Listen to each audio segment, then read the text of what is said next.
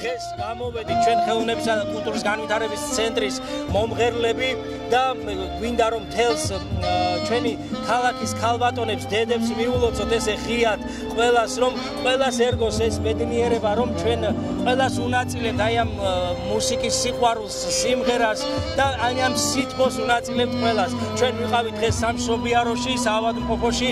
მიულოცეთ დედას ძალიან ბედნიერები არიან დედები და ყველა დედა მინდა იყოს ბედნიერი ჩემო ძვირფასებო